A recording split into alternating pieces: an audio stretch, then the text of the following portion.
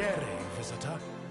You are about to embark on a journey of discovery through the rich and fascinating history of classical Greece.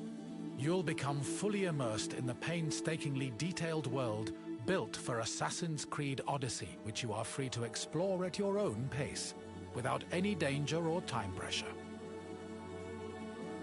For a directed experience, take one of the many guided tours curated by prominent historians and archaeologists. Along the way, exchange words with some of Greece's most famous historical persons. The classical Greece you are about to explore is at the peak of its glory. This period is synonymous with grand accomplishments of the physical and the mental. Architectural marvels which still stand today dot its landscape, while towering achievements in philosophy, political systems, and art still influence our modern society in profound ways. We hope you become engrossed in the dazzling riches of ancient Greece and welcome you to your visit.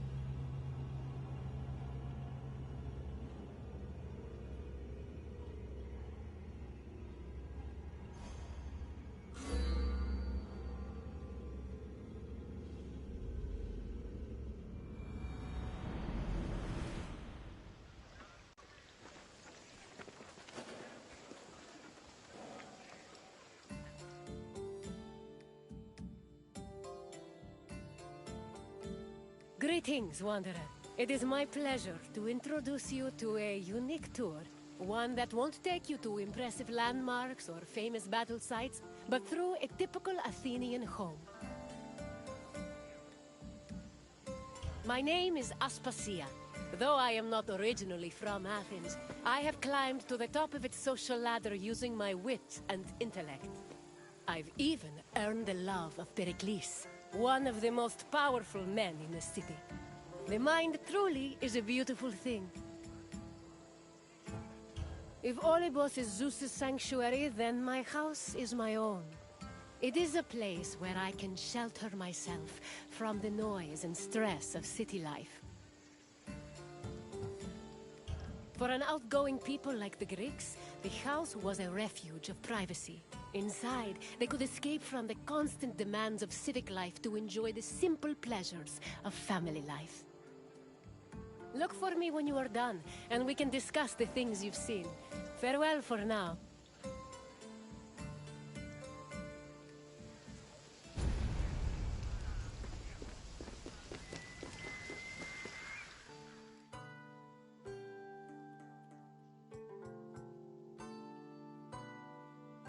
The house, or oikos, was a residence for Greek families and their slaves.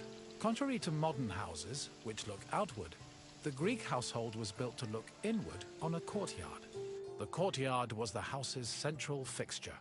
It was the building's main source of daylight, and also the location of religious altars dedicated to worship. The building itself was made up of familiar accommodations, including bedrooms, storage rooms, a kitchen, and a living room. Women were generally in charge of tending to the home, which in Greece was called oikonomia, a term that inspired the modern word economy.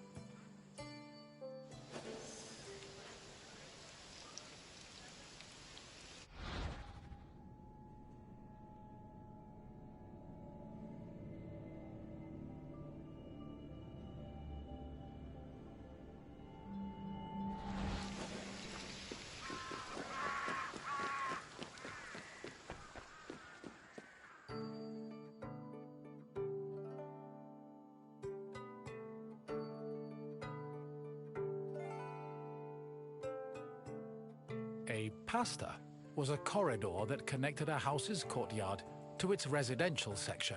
Archaeological evidence from the city of Olynthos reveals that pastas were added to Greek home design in the 5th century BCE.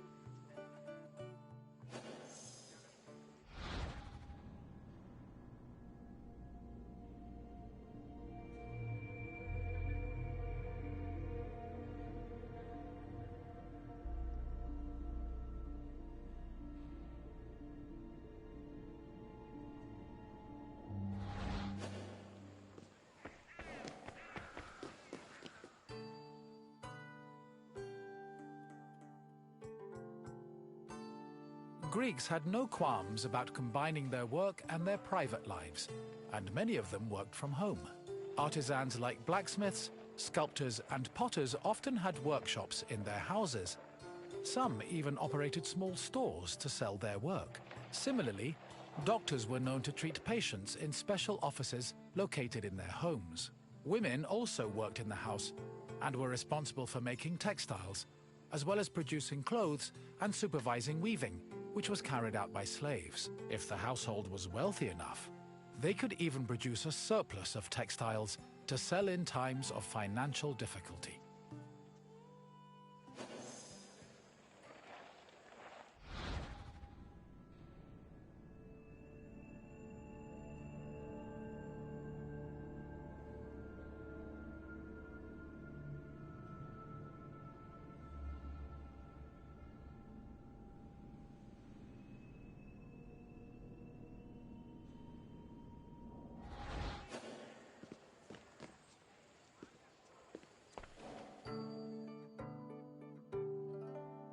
The inner courtyard was the nexus of the house. Functionally, it allowed air to circulate and also provided access to most of the rooms. It also sometimes housed a well or a cistern that collected rainwater. In the center of the courtyard was an altar to Zeus Herkios, who served as the protector of the household. Women would often use the space to sew and cook, while children used it as a play area. Furthermore, if the family had pets or animals, the courtyard was where they were allowed to run free.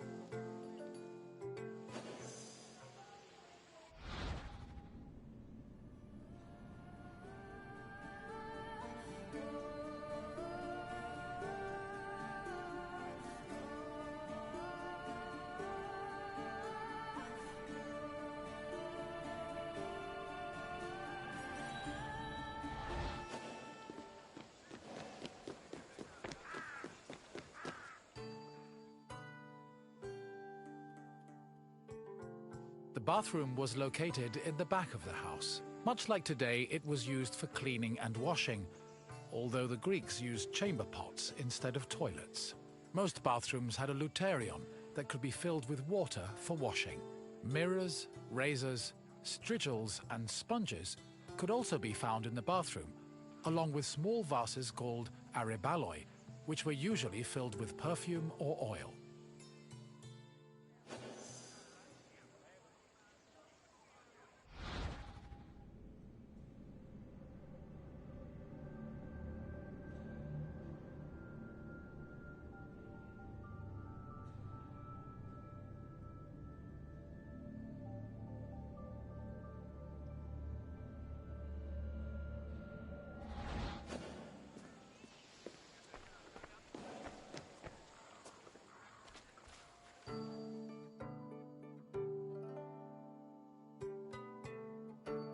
Greek homes had kitchens where the family's meals were prepared.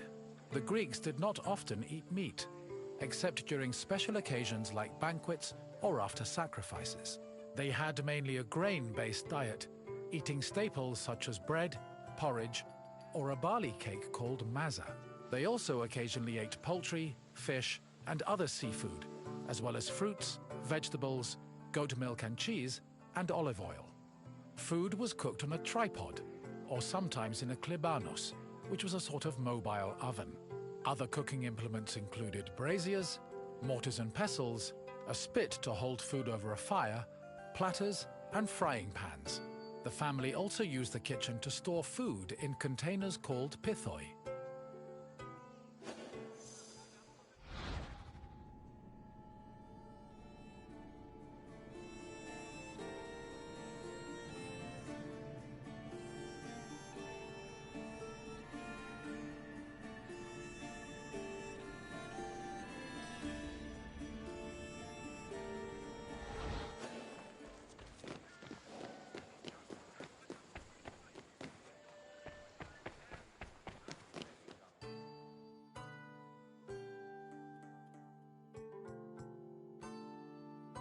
Symposia were major social institutions in Greece.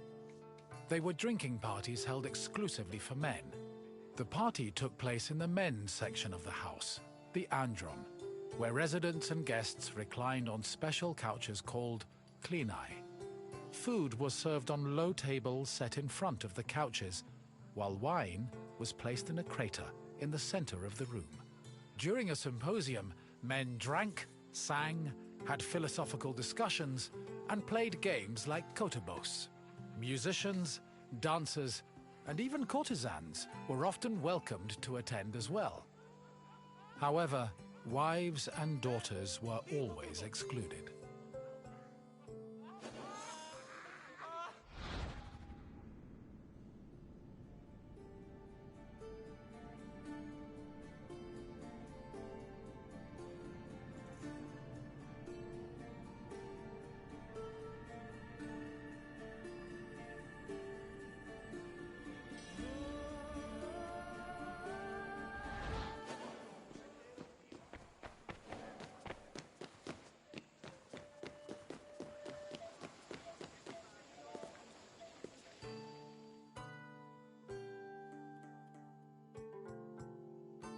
The Pyrgos, or upper stories, was the women's quarter of the house, where they could pursue their activities and observe the city without being seen themselves.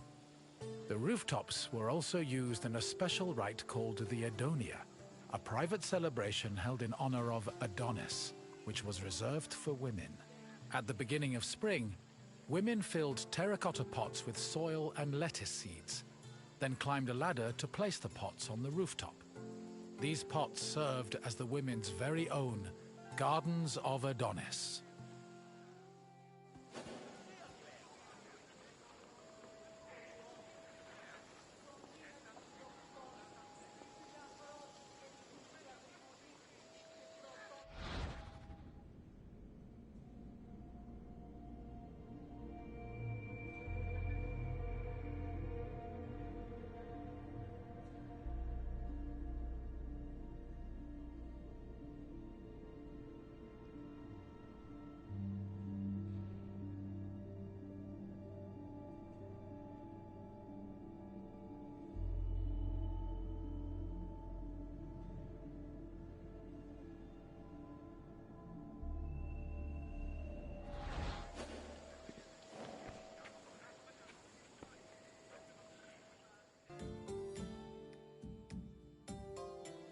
I hope you now have a better understanding of the routines and home life of the Greek people. What would you like to do next?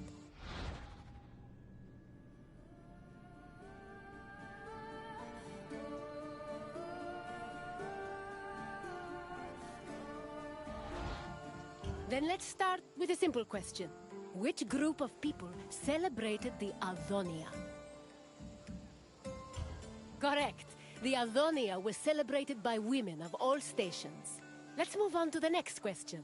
Which of the following was known as the protector of the household? Yes, Zeus Herkios protected the household, and an altar to the god usually stood in the center of the house's courtyard. On to the final question. Which of the following was not located in the bathroom? Correct.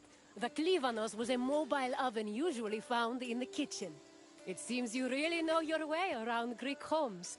Well done, Wanderer. Farewell, Wanderer, and thank you for visiting my city.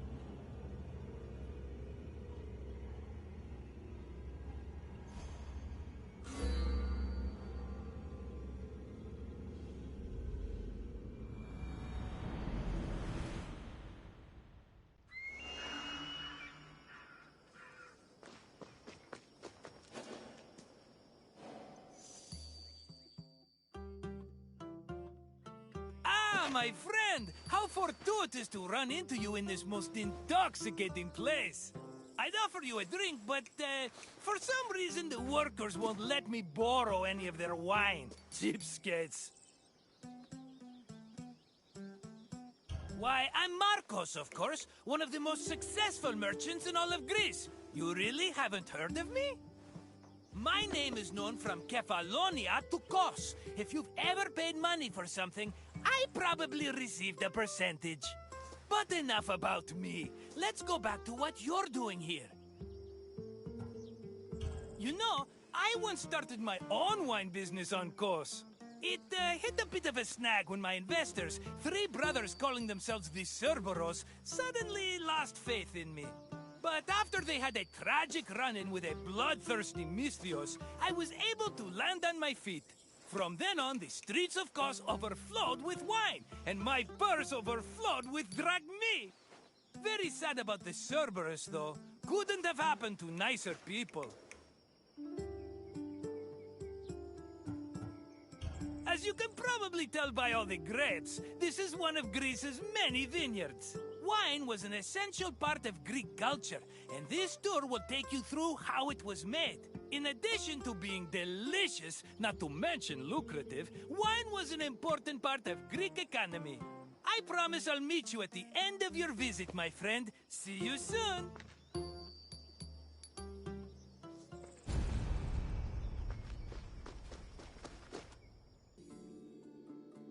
Winemaking dates back to the 4th or 3rd millennium BCE. It became widespread in Greece during the Bronze Age, and within centuries the Greeks had refined it further. The first step in the process was always harvesting, where grapes grown on rows of vines were collected by vineyard workers. According to Homer, harvesting was often accompanied by music to give it a more festive atmosphere. Ancient Greek wine mainly came in 3 different varieties: Osteros, Glucathion, and Autokratos. It could be flavored with spices, herbs, resin, and even perfume. It was also much stronger than modern wine, with an alcohol percentage of approximately 16%. Because of this, the drink was mixed with water to make it more palatable.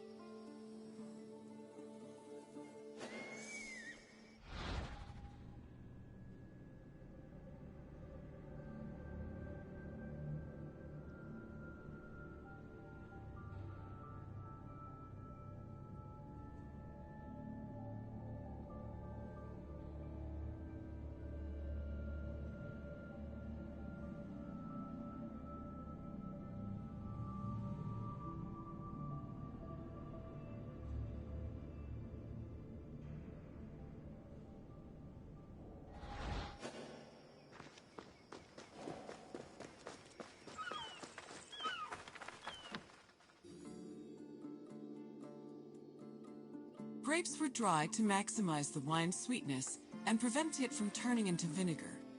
In most vineyards, the drying process involved laying the grapes out on the ground under the heat of the sun, then covering them at night to protect them from accumulating dew. According to Hesiod's poem, Works and Days, the ideal time to dry grapes was 10 days and 10 nights.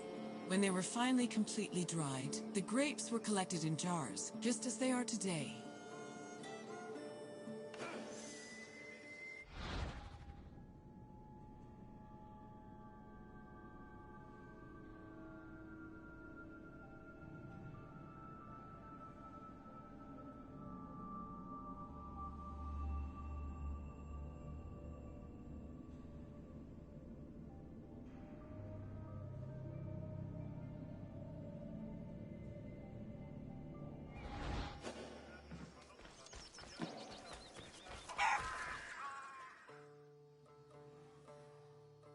The Greeks had many methods for crushing the harvested grapes.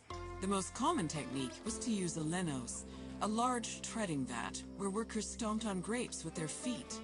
Alternatively, the Greeks sometimes crushed the grapes by hand using a strainer, mashed them with a mortar and pestle, or squeezed them using a tool called a sack press.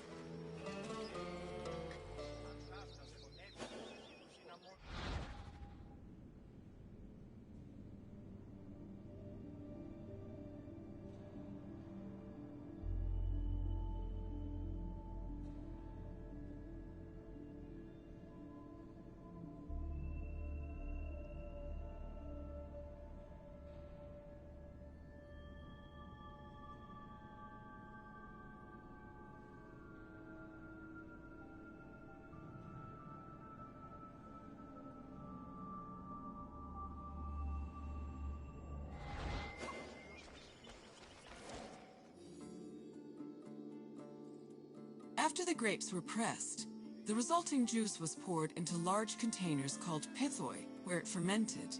Once fully fermented, the wine was filtered through an ethmos or sack, which separated it from the residual yeast called lees. The wine was then placed in a special storage room. The room was half buried to keep it dry and maintain a consistent temperature of 15 degrees Celsius. These measures ensured the wine wouldn't lose any of its quality before being shipped to market.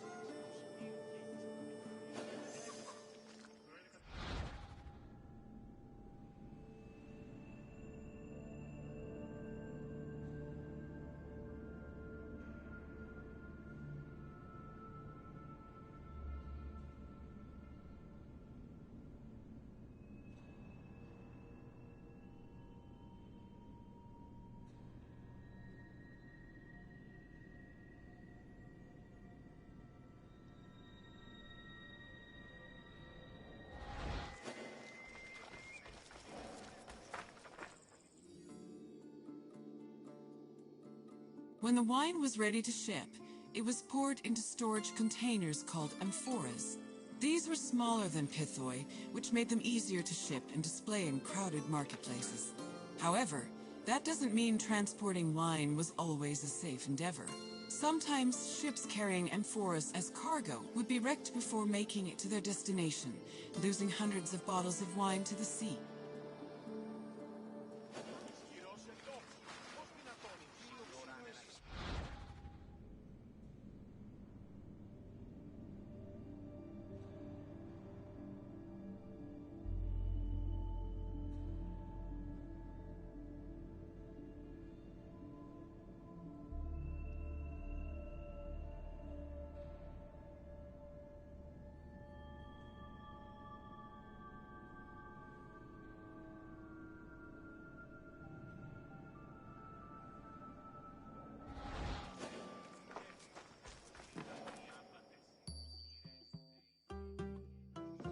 My friend, are you drunk with knowledge? I hope you enjoyed yourself learning about all the picking, stomping, and bottling that goes into making Greece's favorite beverage. Maybe if my customers understood how hard winemaking was, they'd agree more with my perfectly reasonable prices. But let's talk about something else, yes? What else can I do for you? If you say so, my friend, I hope we see each other again soon.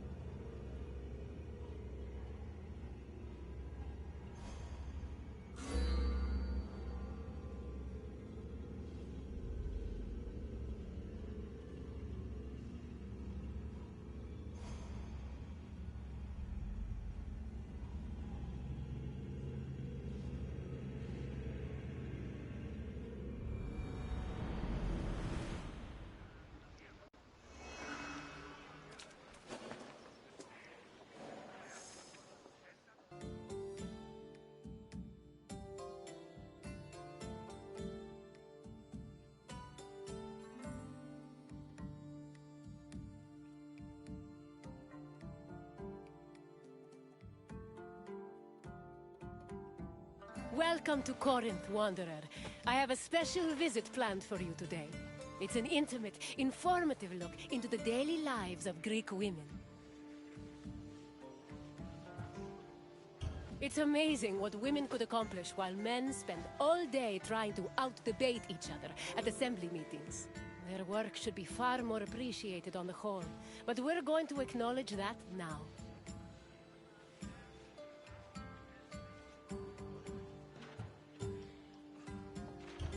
Corinth was one of the largest cities in ancient Greece. It had an estimated population of 90,000 in my times, and much of that population was made up of women. This tour will shine a light on those women and look at how they lived on a day-to-day basis. Look for me when you're done with your visit, and we can discuss things further.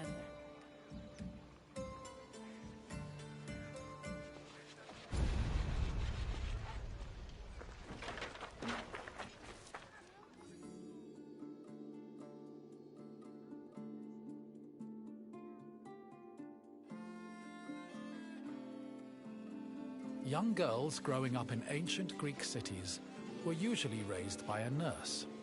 They mostly stayed in the women's quarters of the house, the gunaikon, where they spent their time spinning threads and weaving.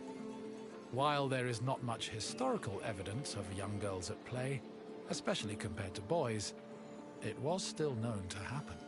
For example, an ancient terracotta group depicts two girls playing ephedrismos. This was a competition to see who could strike an upright rock from afar using a pebble or ball. The game's loser had to close their eyes and carry the victor until they managed to touch the same rock with their hands.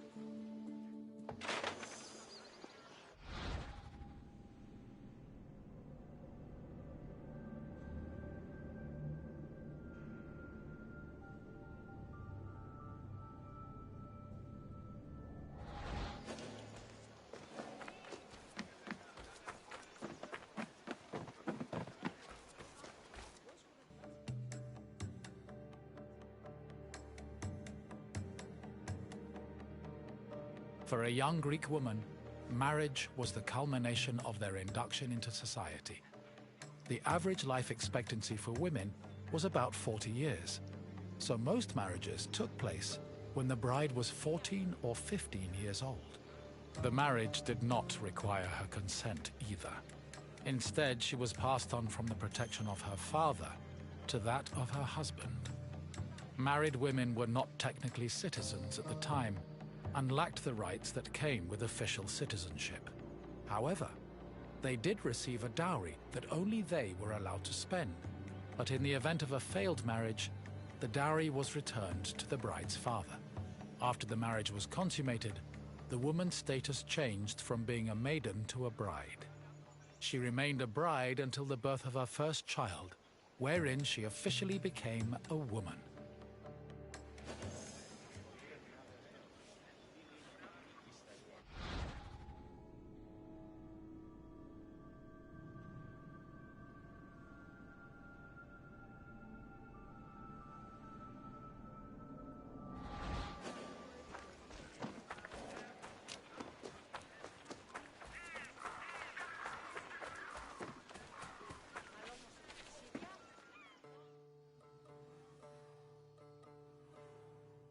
Women living in ancient Greek cities were essentially forbidden from participating in political life, and most aspects of their lives were controlled by men.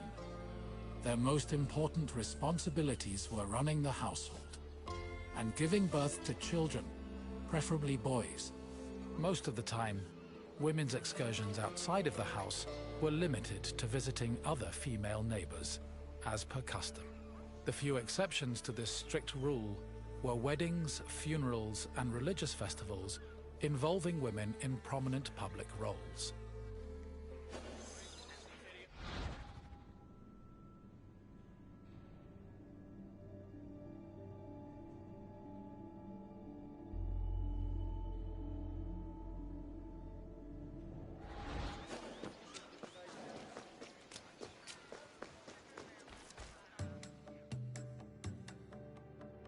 Making textiles was the main occupation of most Greek women.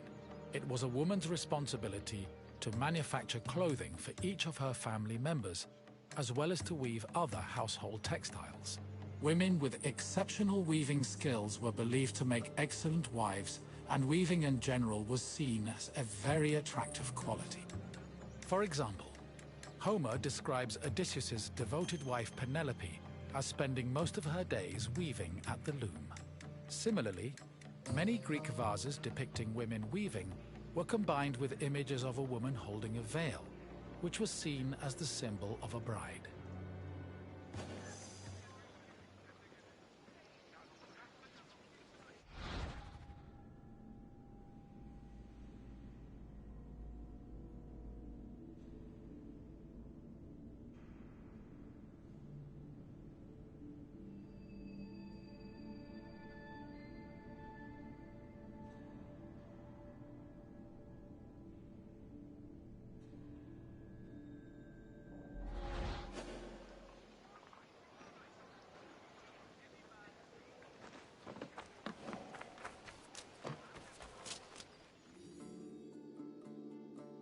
Ancient Greek women cooked in their house's kitchen area. However, since their cooking equipment was small and portable, they also sometimes prepared meals in the central courtyard. This was also where women performed other domestic activities. These activities were rarely seen by visiting men or passers-by, because the architecture of classical Greek houses facilitated the social norm that women should never be seen at work.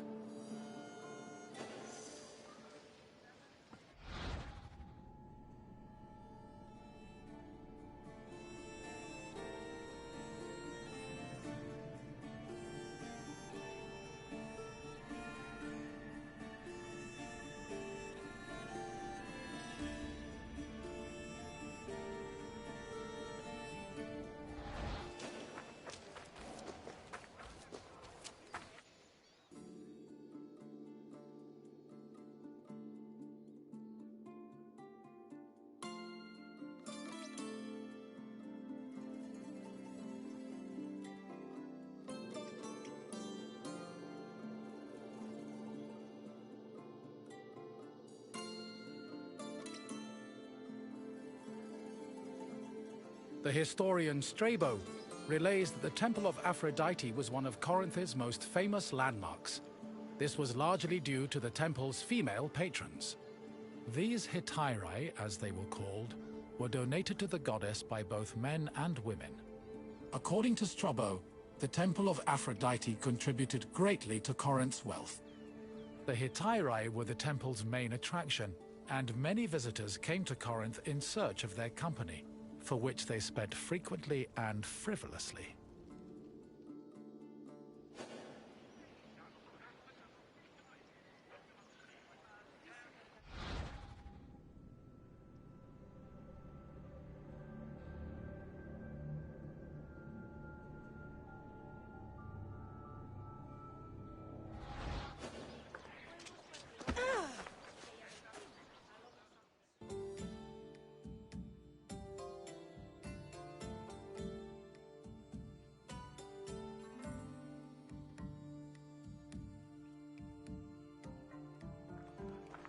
Hello again, Wanderer.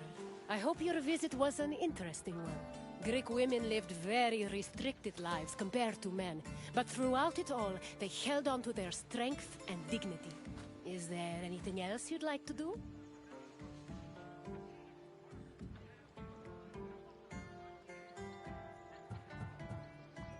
Then farewell, Wanderer, and thank you for visiting this great place.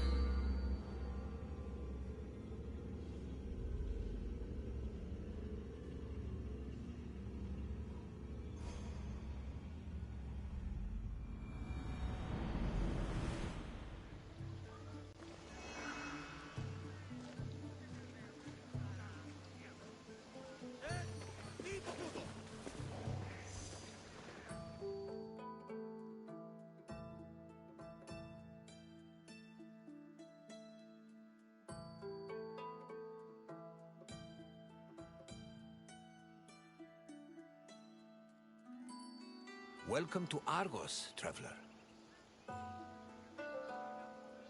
My name is Herodotus, and I am a traveler from Hyrcanassus.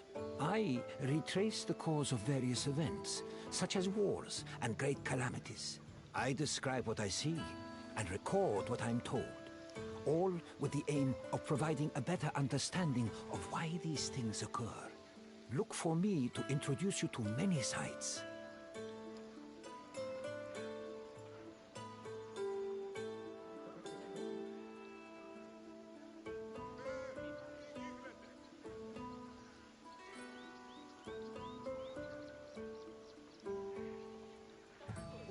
I have always admired the dedication of Greek metalworkers.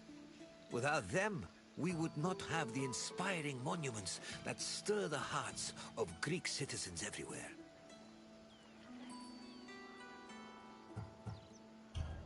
This is Argos, one of the oldest cities in Greece. The Argives were an ingenious people, famous for innovations in areas like military tactics. However, what they were most renowned for was their metallurgic artistry, especially with bronze.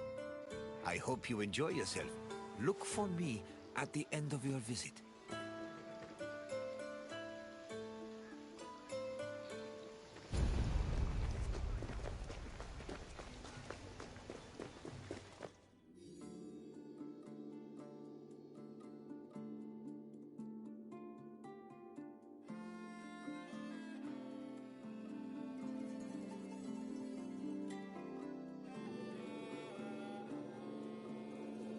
The area that would become Argos was inhabited as early as the 3rd millennium BCE, but it was in the 7th century BCE that it officially became a city-state. One of Argos's major pillars was its metallurgical industry. As far back as the 8th century BCE, the city was famed for making products like long dress pins and tripod cauldrons, as well as impeccable body armor. In addition to their technical excellence, the Argives were also creative, as seen in their masterful bronze sculpting, which became prominent in the city during the 6th and 5th century BCE.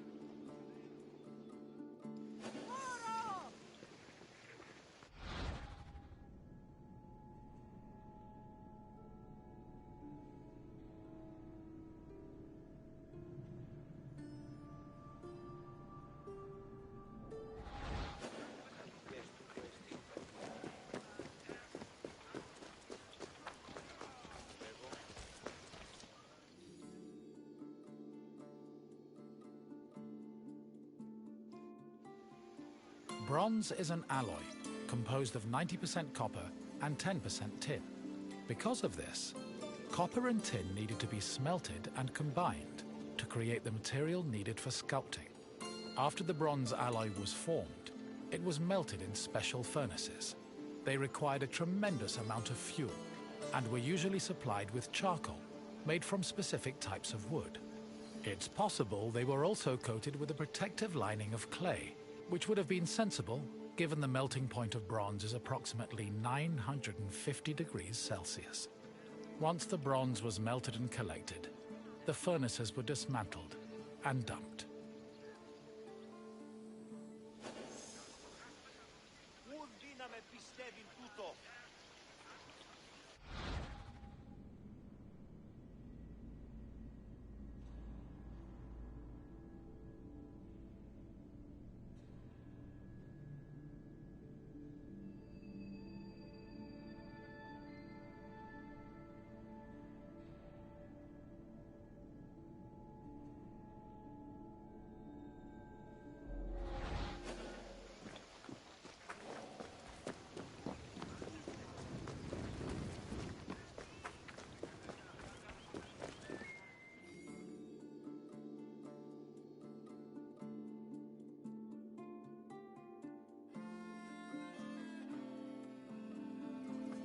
In the 8th century BCE, most small-scale statues were molded using a complicated and lengthy method called solid lost wax casting. From the 7th century BCE onwards, metalworkers adopted the more efficient hollow lost wax casting. At its core, this process involved using sculpting models from wax, making molds over these models, then filling the molds with bronze to produce the desired shapes. The process was advantageous because it saved on materials, produced lighter statues, and reduced the chance of possible defects.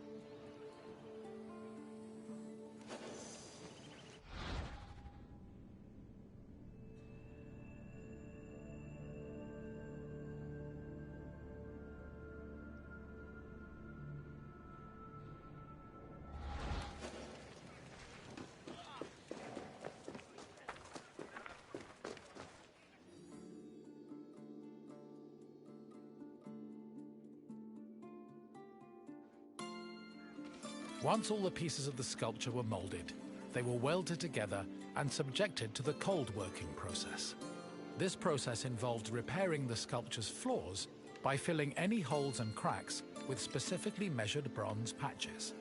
Afterwards, the sculpture was scraped, chiseled, and polished until it was deemed satisfactory. Decorative details like hair, eyebrows, and mustaches were added with the use of a sharp tool.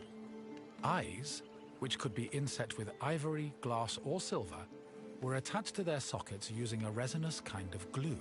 Teeth and fingernails were inlaid with silver, and lips and nipples with copper. These small touches added color and contributed to the sculpture's lifelike appearance.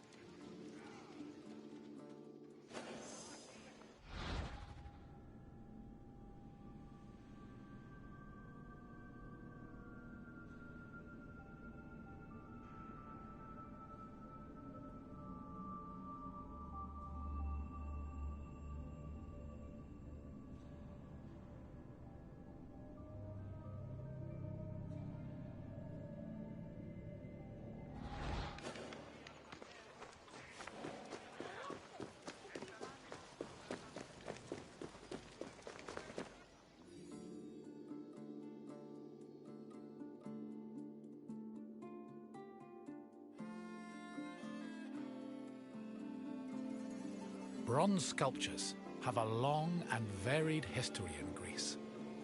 During the geometric period of 900 to 700 BCE, the sculptures mainly depicted idealized heroes, charioteers, and horses, and most of them were dedicated to sanctuaries.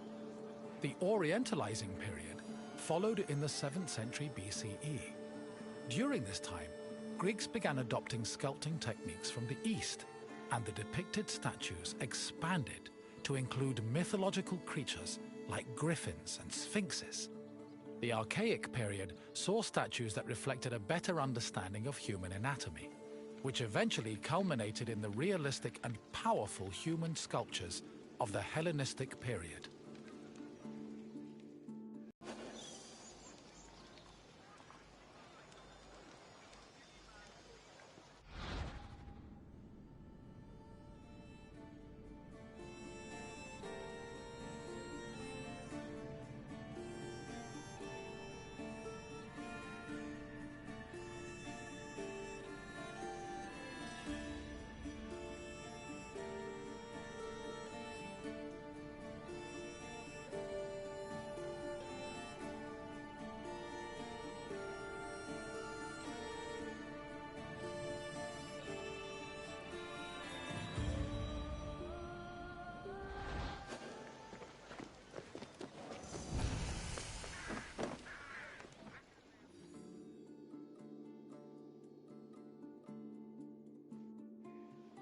Argos was the home of Polykleitos, one of the most famous sculptors in ancient Greece. His works, like the Doryphorus and Diadomenos, as well as his treatise on sculpting called the Canon, had a massive impact on the art as a whole, particularly in regards to ideal body proportions. Sadly, the original versions of Polykleitos' sculptures have been lost, along with most bronze statues from antiquity. As time went on, many bronze statues were melted down to be recycled in things like weapons, ammunition, and even church bells. Because of this, marble copies from the Roman period are our best evidence of the masterpieces of Greek sculpture.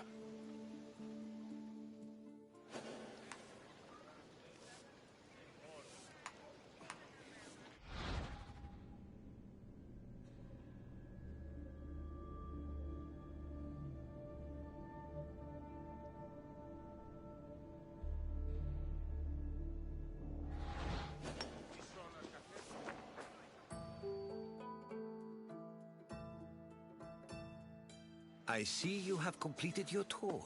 I trust you have a new appreciation for Greek sculptures, after learning of the heart and soul that was poured into each step of their creation. Now, what else would you like to do? Then, farewell, traveler. May we meet again soon.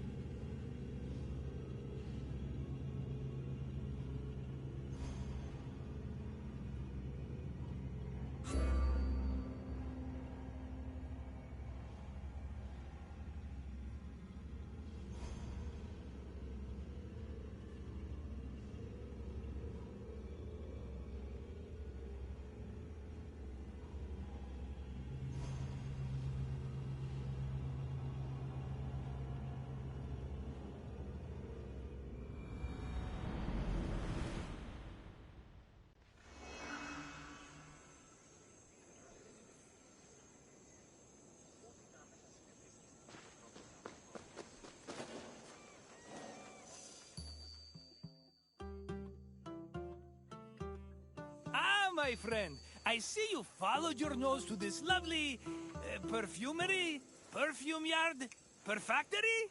Yes, let's go with perfactory.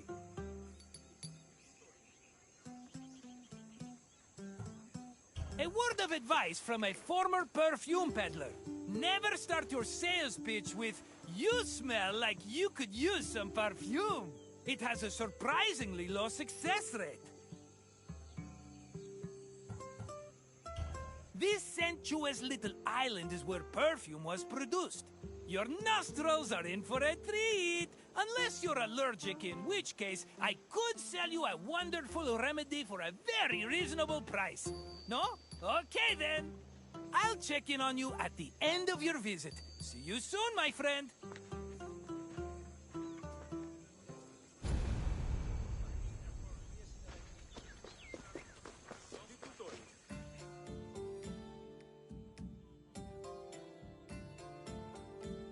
Perfume-making techniques were invented and perfected in Mesopotamia and Egypt, beginning in the 4th millennium BCE.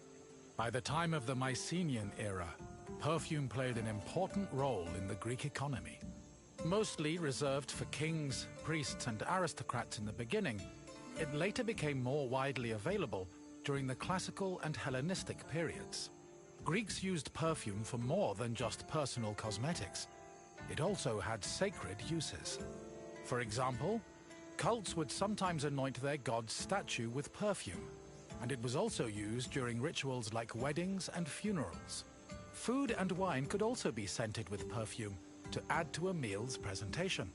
The art of making perfume was part of medicine and pharmacology, and physicians devoted entire books listing the best perfume recipes.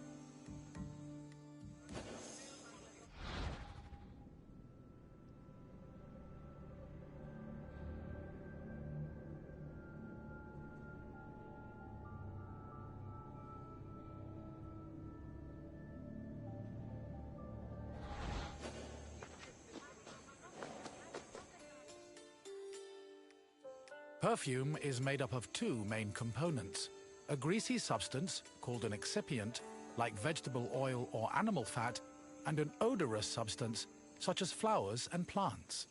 For ancient Greeks, the most common excipient was olive oil. According to Theophrastus, however, the most valuable oils were those extracted from nuts in the Syrian and Egyptian deserts. The odorous ingredient could be taken from a variety of sources. These include flowers like roses or lilies, herbs like oregano, spices like saffron, resins like amber, and leaves from plants. Some fragrances were also imported from outside of Greece, like Indian cinnamon and Syrian frankincense. These exotic scents were considered exceptionally precious.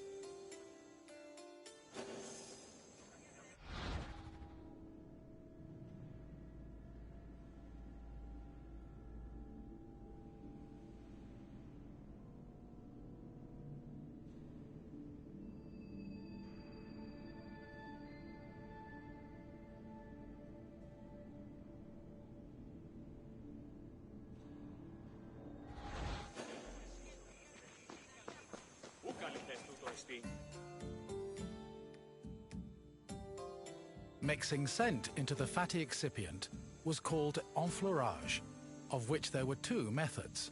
If the flour being used for the scent was fragile, the preferred method of extraction was cold enfleurage, which required an oil-soaked cloth. First, the cloth was rubbed against the flower's petals, saturating the oil with the scent. Then, the cloth was pressed to wring out the scented oil. Hot enfleurage involved heating the excipient before mixing in the scented substance.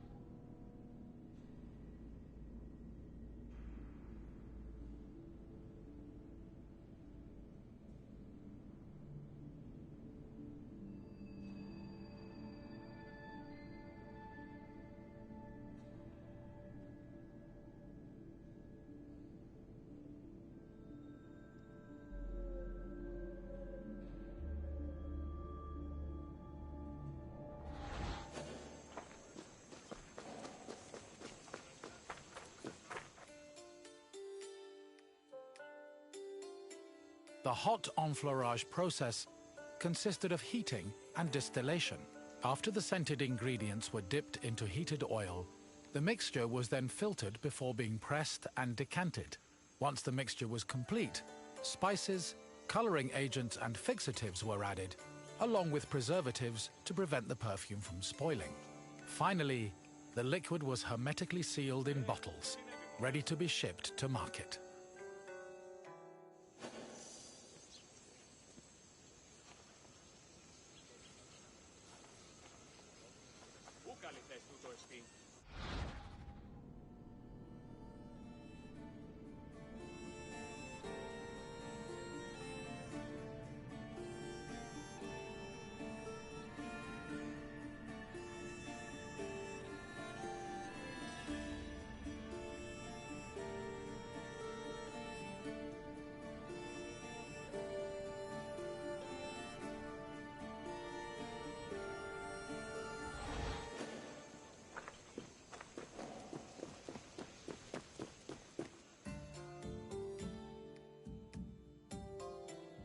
Perfume was usually bottled in ceramic or glass flasks, but more luxurious fragrances were contained in ornamented and painted flasks.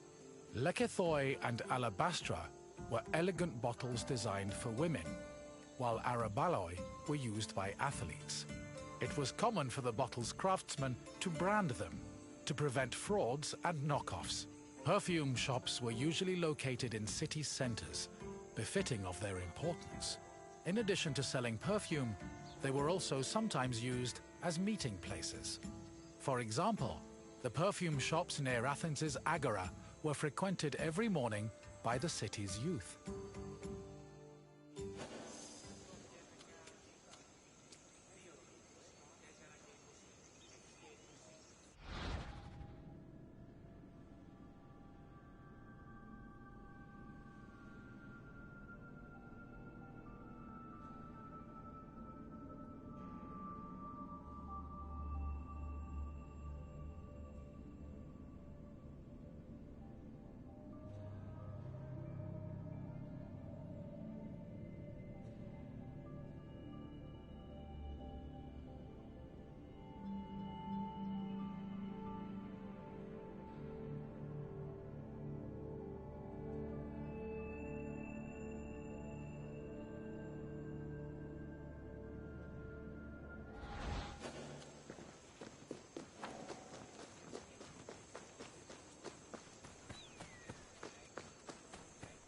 The main purpose of perfume was to attract members of both the opposite and the same sex. We can trace this practice back to a scene in the Iliad, where Hera used perfume to seduce Zeus. Similarly, hymns about goddesses like Demeter and Aphrodite always mention their pleasant smell, further solidifying the belief that scent and seduction went hand in hand. However, perfume was also a mark of social status. Athletes covered themselves in perfumed oils during their training and at symposia, and citizens were judged based on how anointed, shiny, and perfumed their bodies were.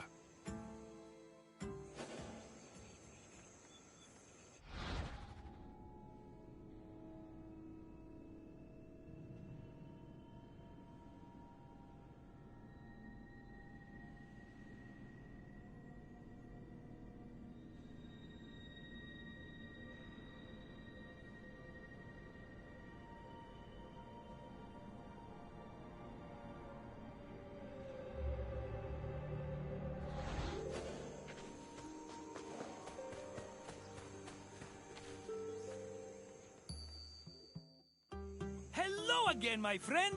I hope you see now how important perfume was, not only for aesthetic purposes, but for Greek social hierarchy. I wouldn't charge so much for my own bottles if I didn't know the value of what I was selling. What else can Marcos do for you?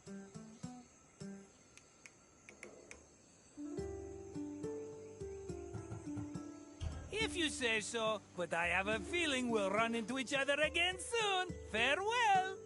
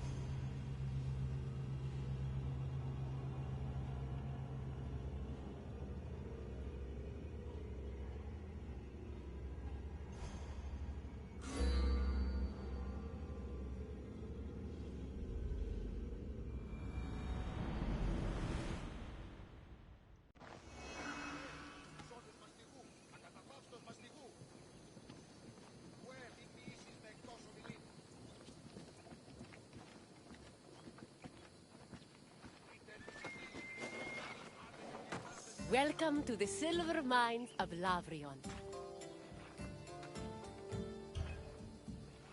The mines make me nervous. All those fumes can't be safe to inhale day in and day out.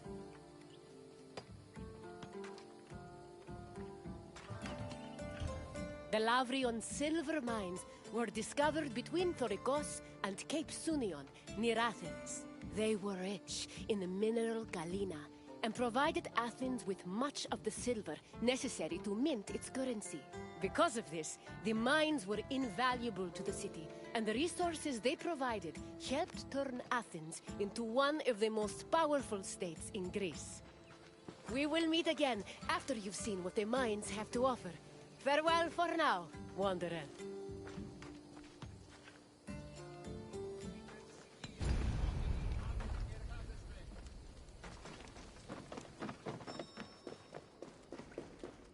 Silver mines were extremely rare in ancient Greece, which only increased their importance. Athens started exploiting the Lavrian silver mines at the end of the 6th century BCE and used its metal to produce its currency. Production at the mines exploded around 485 BCE when an especially rich vein was discovered. The mine's abundant silver made Athens one of the wealthiest cities in Greece. They also provided the resources necessary to build a fleet large enough to defeat the Persians at the Battle of Salamis. In short, the Lavrian mines played an integral part in the emergence of Athens as a Greek superpower.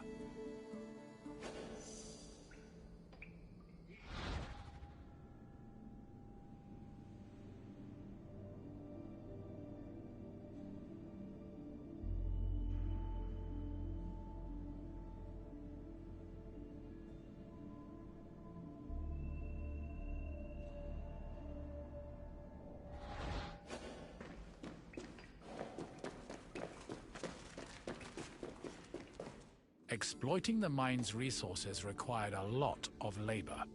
To meet this requirement and save on cost, Athens leased out mining concessions to its citizens, who had their slaves to do most of the work, alongside poor day laborers. In the 5th century BCE alone, there were anywhere from 10,000 to 30,000 people toiling in the mines of Lavrion. Together, the workers managed to produce an estimated 20 tons of silver per year.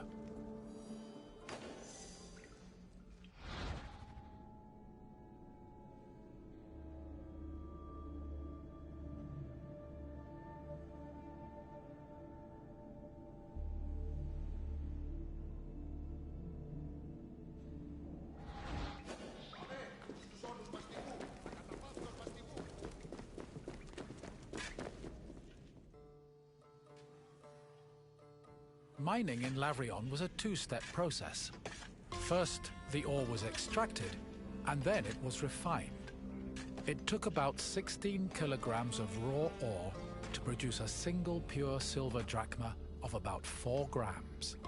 Recovered artifacts from the mines provide some insight into the specifics of the mining process. Galleries were dug to follow the veins of ore. They were small and did not offer much space for the workers. They were also hand-cut, and it's believed that it took whole days to dig only a few centimeters.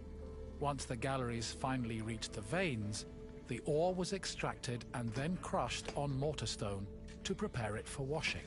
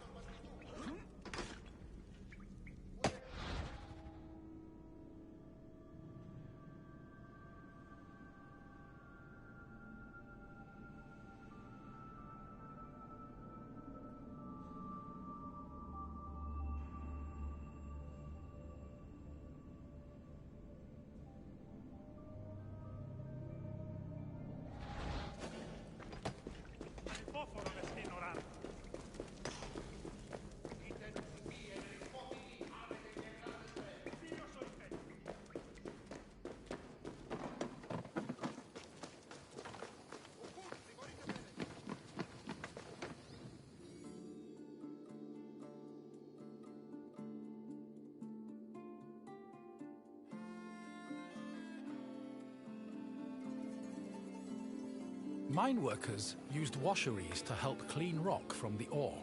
The washing process required a large supply of water, but Lavrion was an infamously dry region. To compensate, cisterns were built in the mining area to collect and conserve seasonal rainwater.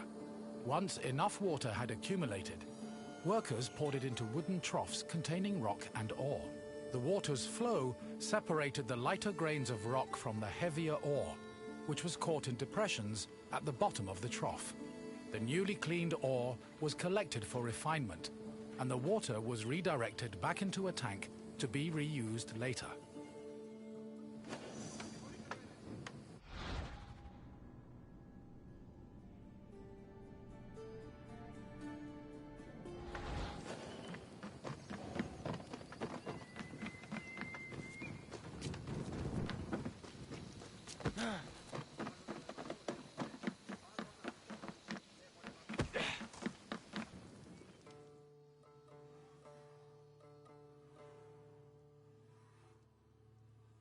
Once the ore was clean and dry, it was ready for smelting. Its purpose was to isolate the silver in the ore. To do this, the ore was placed in a conical furnace filled with combustible charcoal. Bellows pumped air into the furnace to control the temperature. Inside, The ore burned, emitting a toxic smoke that was evacuated through a chimney. Eventually, the silver alloy was separated from the slag and collected for the last step in the refinement process, cupellation. Cupellation removed any leftover lead from the silver. The smelted alloy was placed in a cupel, an absorbent bowl made of bone ashes. It was then put in a furnace, where it absorbed the lead and left only silver behind.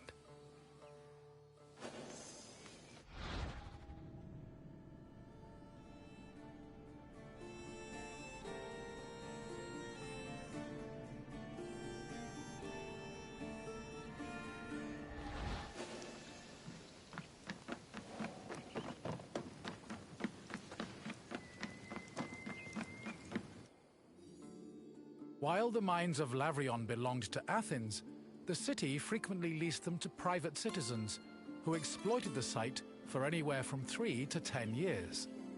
These citizens enlisted slaves and poor day laborers to carry out most of the work. The workers had a very low life expectancy, about 3 to 5 years, due to the hazardous working conditions. The dangers they faced included toxic lead vapor in the air and lung-choking dust in the galleries. However, they were fed well enough to keep up their work, and their combined labor managed to produce an estimated 20 tons of silver a year.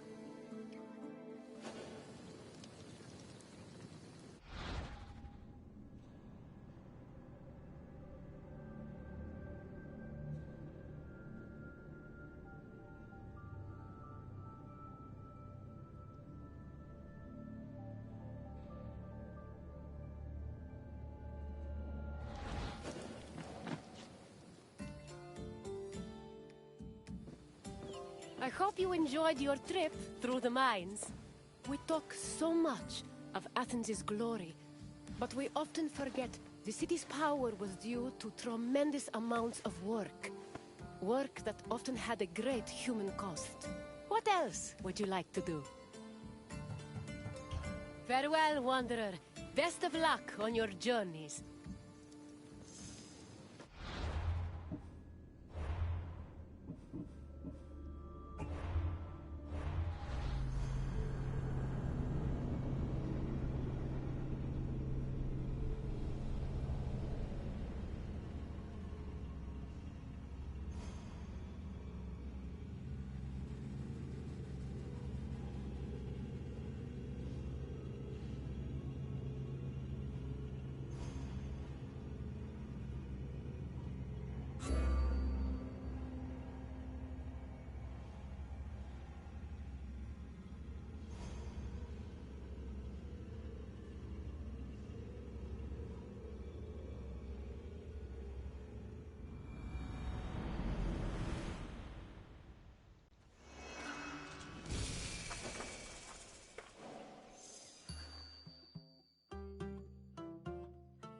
Greetings, my friend.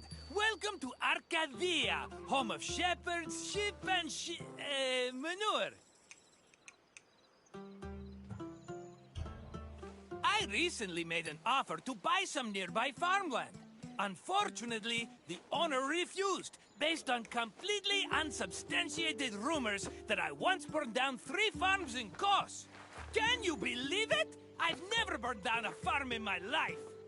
I may have once paid someone else to do so, but I assure you, my reasons were entirely acceptable and in the best interest of everyone involved. Arcadia was well known for its sublime natural vistas. Farmers and shepherds were seduced by its beauty, and it's easy to see why. I have to leave for now, but I'll meet you again when you finish your visit. Until then, my friend!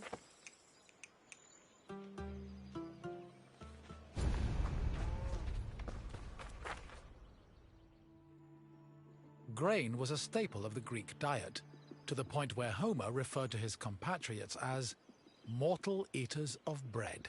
Grain farming was a meticulous process.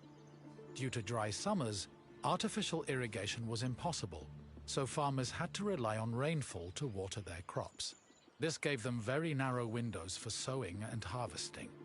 On a farm of this size, only half of the field would be planted every year, while the other half would lie fallow to avoid exhausting the soil.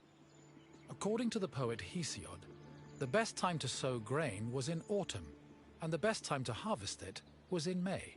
Fortunately, if farmers missed their opportunity, they also had a chance to plant millet in the spring.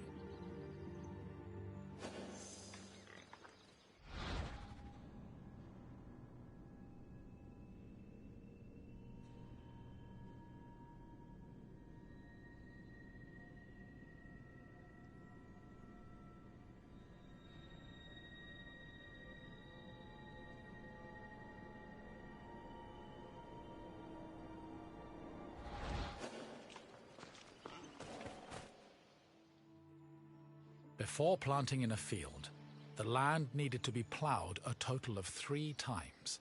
Once in the spring to remove weeds, again in the summer to aerate the soil, and a final time in the winter to plant the seeds in the moist earth.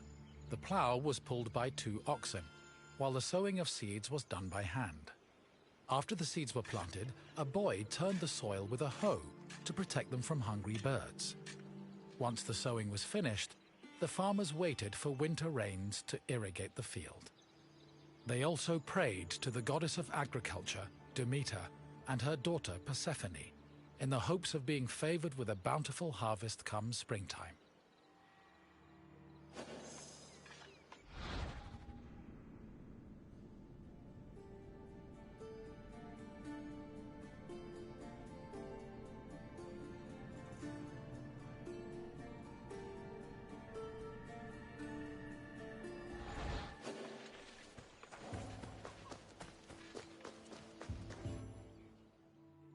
Grain was harvested in the spring using a curved knife called a sickle. With their backs to the wind, the reapers cut the plant stalks and left the sheaves behind before moving through the rest of the crop. Once the harvest was mowed, the sheaves were brought to the threshing floor.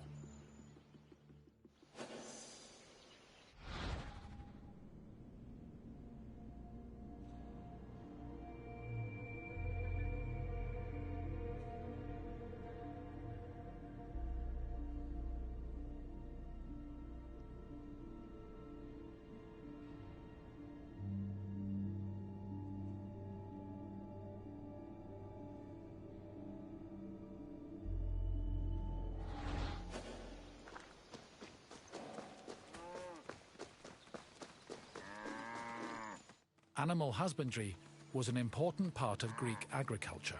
Farmers usually kept cattle, donkeys, sheep, goats, pigs, dogs, geese, and chickens.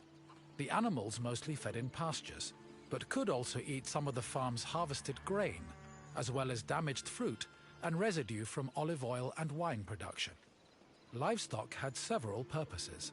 Their manure was used to fertilize the fields, and their grazing helped remove weeds.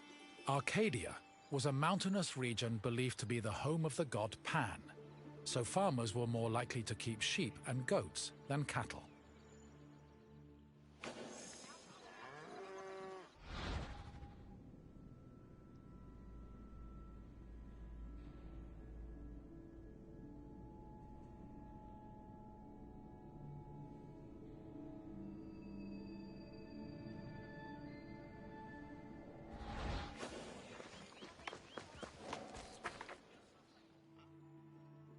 Most farming tools were simple, handmade implements made of wood and occasionally tipped with iron. The most complicated tool was the plough, which was made up of several parts, including a beam, a drawbar, and a yoke. A 2-pronged hoe, meanwhile, was used for tilling soil, and farmers also had tools for digging and weeding.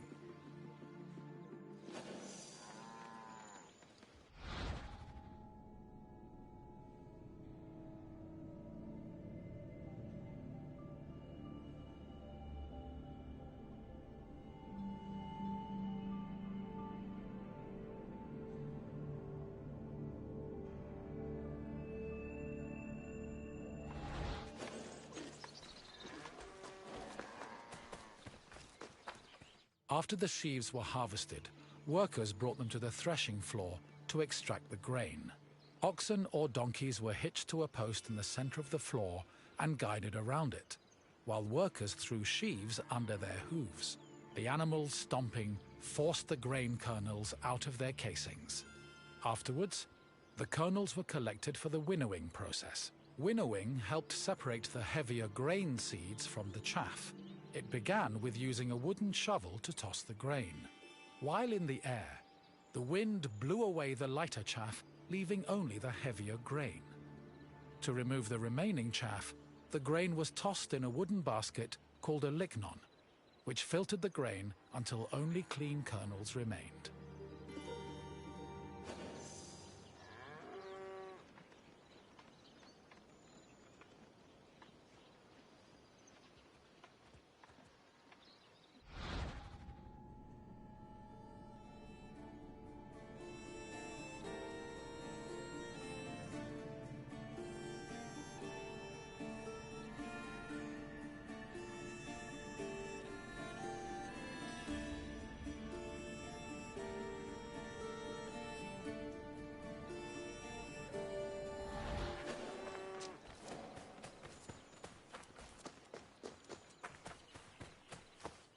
Barley, which was used to make flour, was different from other types of grain.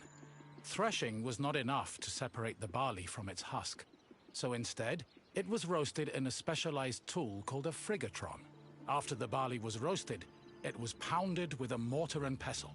The pounded grain was then ground into a meal using either a hand mill or a hopper mill. Grinding was boring work, so workers often lightened the mood with a mill song.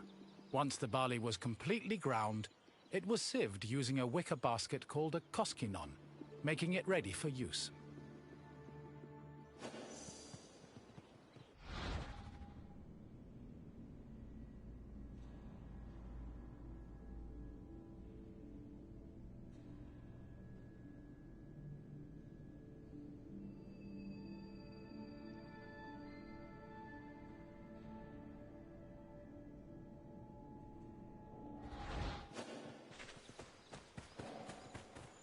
Grain storage areas needed to be dark, dry, cool, contained, and well ventilated to prevent the grain from spoiling.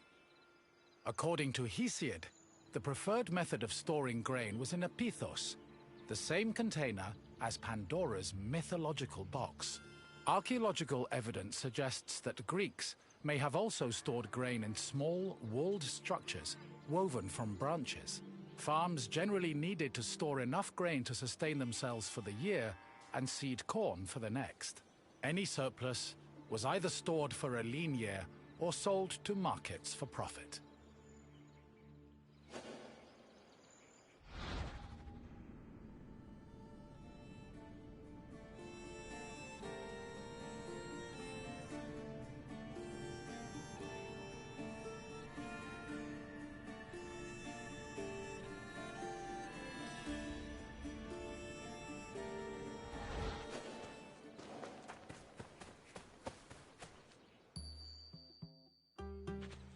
My friend!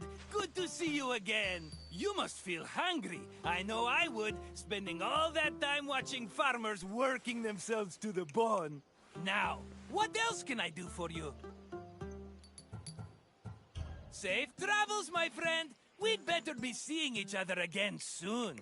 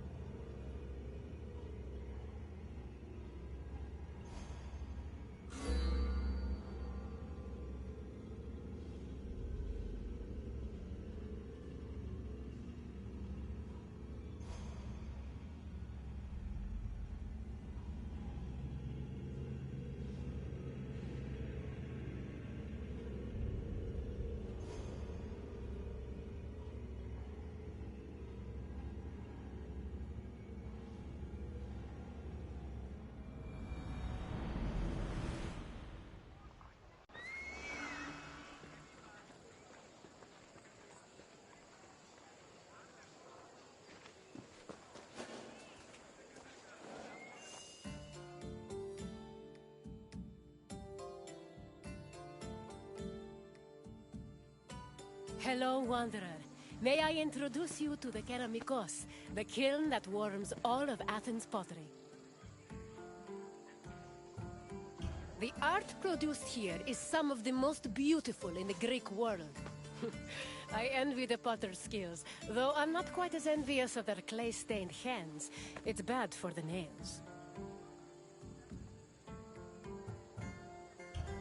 The Keramikos was a special neighborhood in Athens, where potters created vases and containers that stood all over Greece. This tour will take you through the elaborate process needed to turn something as simple as muddy clay into ornate perfume vases and gilded wine cups. Come find me when you complete your visit, and we can talk more about what you've learned.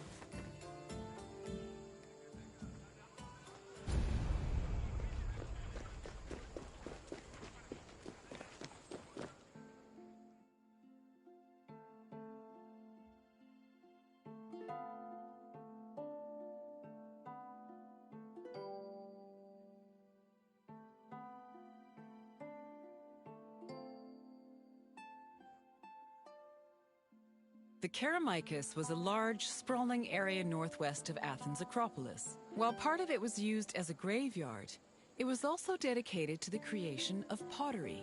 The Keramikos was so significant to the art form that its name lives on in the word ceramics. Perhaps drawn by the river, potters moved into the area and formed their own bustling community. It's believed that by the end of the 5th century BCE, hundreds of thousands of pottery vessels had been made in Athens, including everything from heavy, undecorated cooking pots to delicate and beautiful containers reserved for the most precious oils. Sadly, only around 1% of these works survive today, some only in small fragments.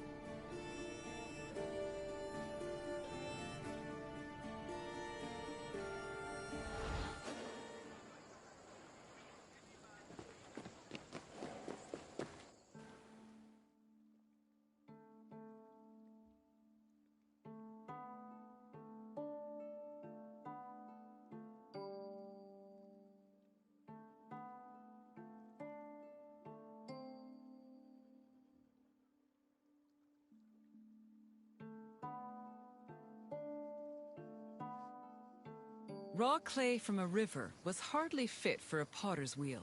Athenian potters used clay that was rich in iron, which created the distinctive orange-red coloring seen in Athenian pottery. But this high-quality clay needed to be handled carefully to avoid disasters in the kiln later on. The clay was first brought to settling beds, where it was mixed with water to wash out any organic debris like leaves. Once it was purified, workers kneaded the clay with their hands to push out air bubbles and create the texture necessary for a flawless finish. One of the goals of these early steps was to remove any impurities that could destroy a delicate design, or worse, render a vase unusable.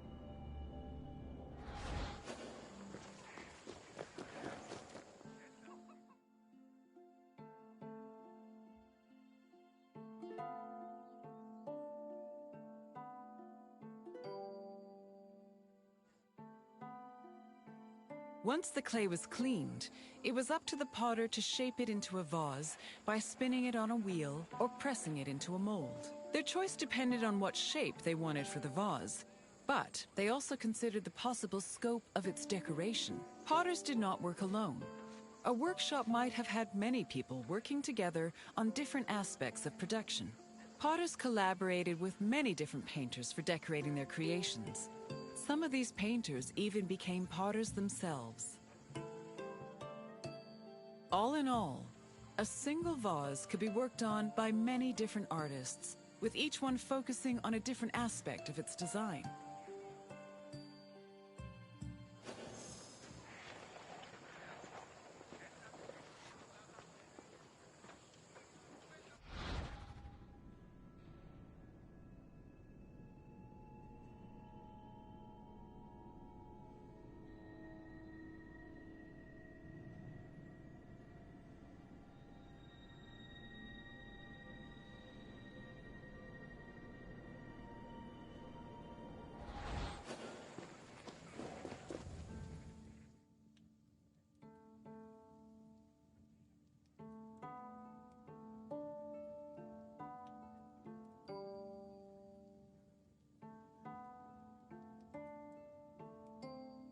After the pots were shaped and decorated, they were packed into kilns for the lengthy and delicate firing process. The process had 3 stages: oxidation, reduction, and reoxidation.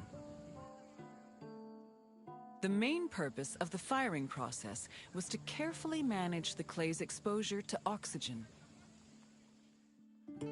The chemical reactions caused by firing gave the pots their distinctive orange-red coloring. This also turned the designs made from the clay decoration slips glossy and black.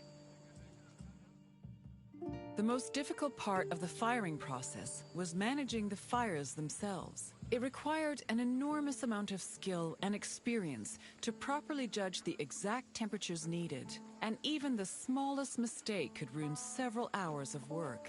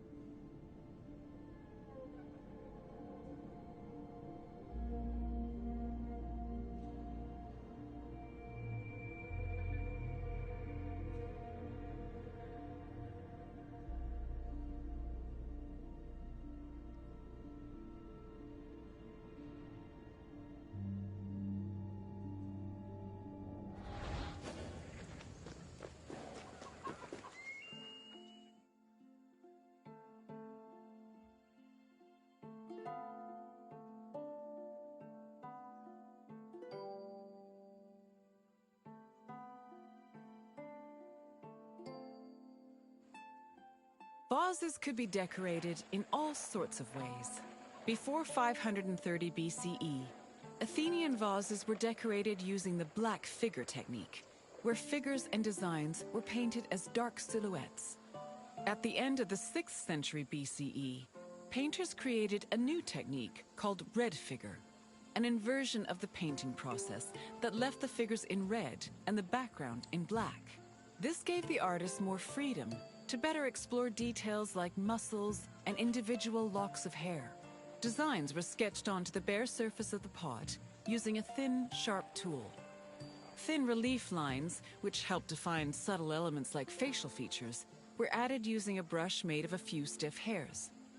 More elaborate vases were sometimes gilded, but these decorations were so delicate, they were most likely only added after the firing process.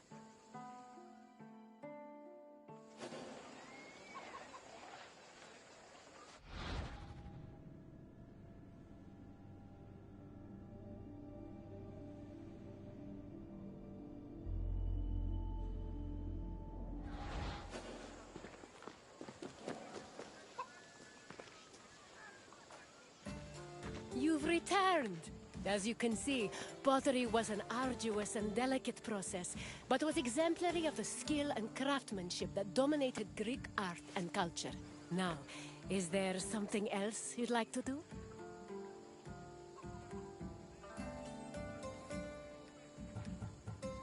Then we must part ways, at least for now. Farewell, wanderer.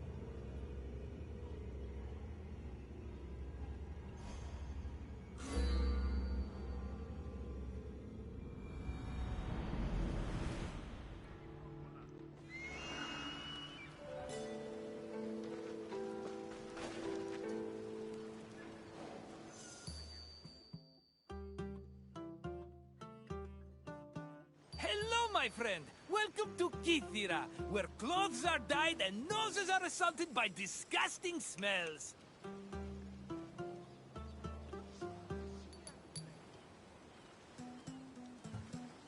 I think it smells terrible, and I can't wait to get out of here. The colors are pretty, though.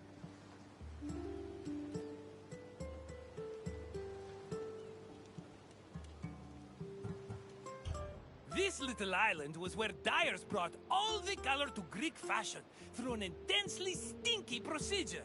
This tour will reveal the steps it took for workers to brew the dye. Try not to step in any mollusk guts as you enjoy your visit. I promise I'll meet you at the end of your tour. See you soon, my friend.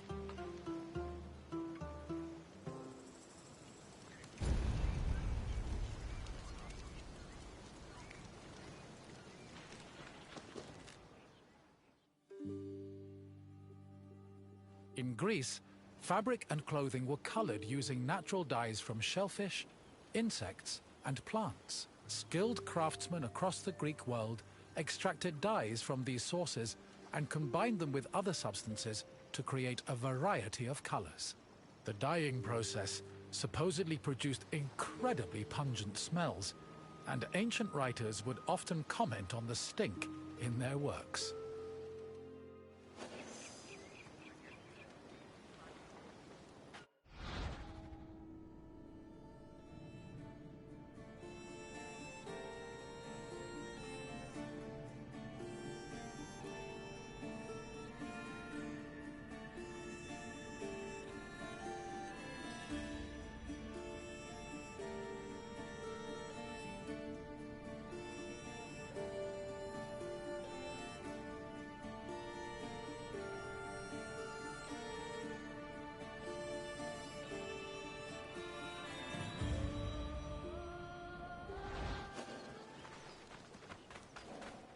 Murex is the generic name for 3 species of mollusks that reside in the Mediterranean. The substance they secrete was used by craftsmen to create the most expensive dyes in the ancient world, the most famous of which was Tyrian purple. Fishing techniques varied depending on the type of mollusk. In shallow waters, fishermen could simply dive and catch the mollusks, but they set traps if the water was too deep. Being carnivorous, murex were often lured using dead animal flesh as bait. It was imperative that the mollusks be captured alive, as they only secreted the precious purple liquid needed for dyes upon death.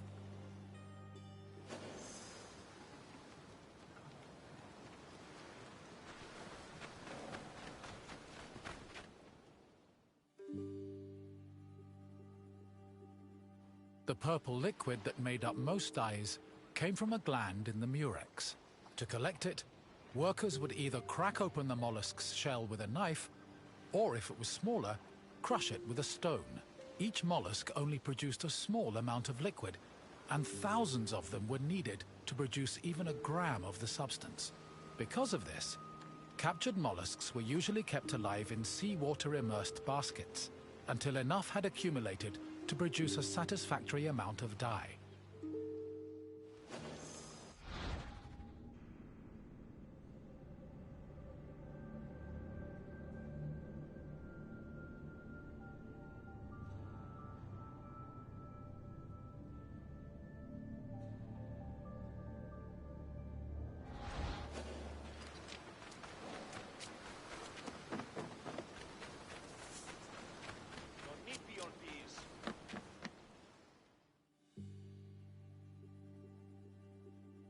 The mollusk glands were mixed with salt and left to decompose for 3 days.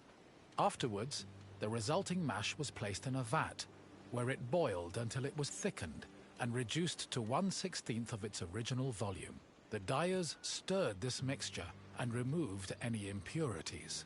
This process produced the foul odor so reviled by ancient writers.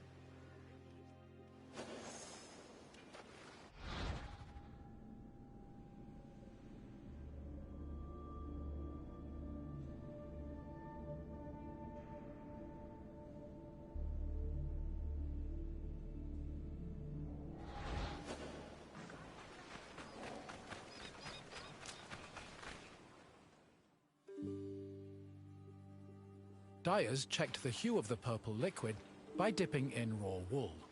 The hue could be changed by adjusting the temperature of the liquid and by soaking the wool for different periods of time, with longer soaking producing deeper shades. The wool was dyed once before spinning and again before weaving to ensure it maintained its color. While Murex purple dyed wool easily, it did not adhere as well to other fabrics, such as linen.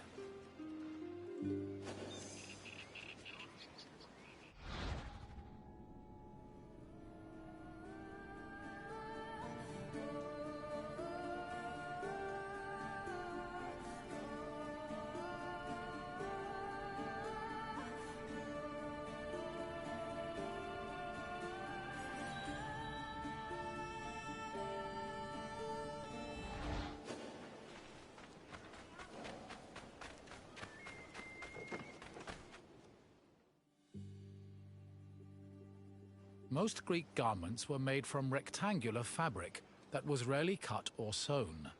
They were normally folded around the body, with girdles, pins, and buttons. Dyeing served to give the garments a more unique style. Decorations were also widely used, and were either woven or painted on. They depicted things like animals, human figures, and mythological scenes.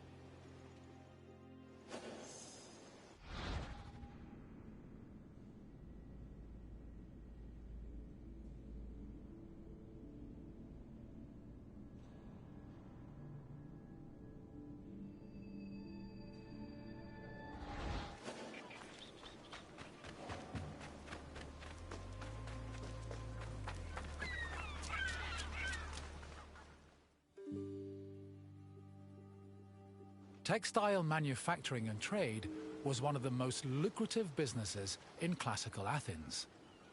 Textiles were made of either wool or linen, with wool being the most common. Women produced the garments worn in domestic life, although some men ran professional workshops that fulfilled the same need. Other textiles were made by slaves and laborers under the supervision of master weavers, fullers, and dyers.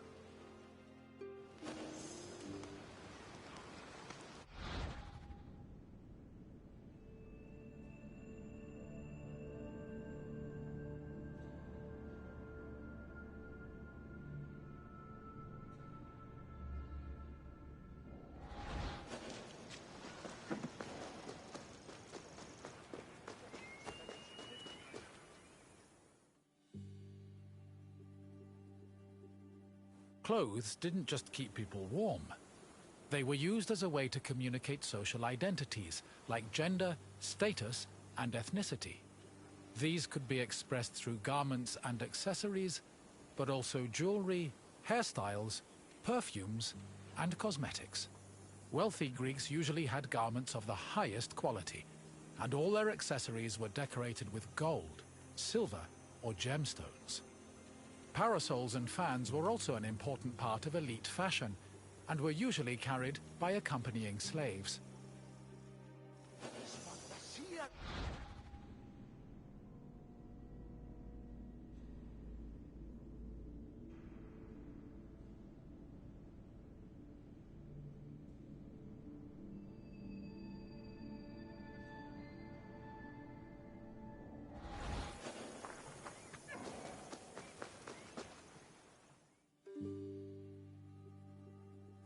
The most common Greek garments were the peplos, the chiton, and the hymation. The peplos, typically worn by women, was a body-length cloth. It was folded back on itself and worn draped over the body and pinned over the shoulders.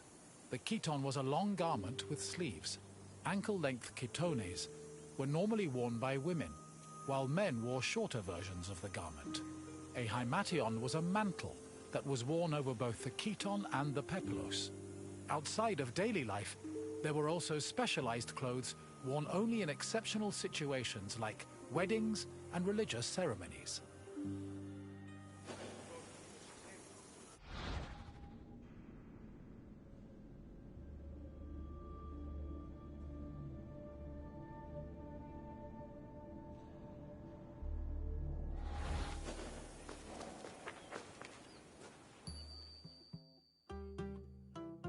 Good to see you again, my friend. I bet your clothes feel heavier now that you know how many mollusks were killed to dye them.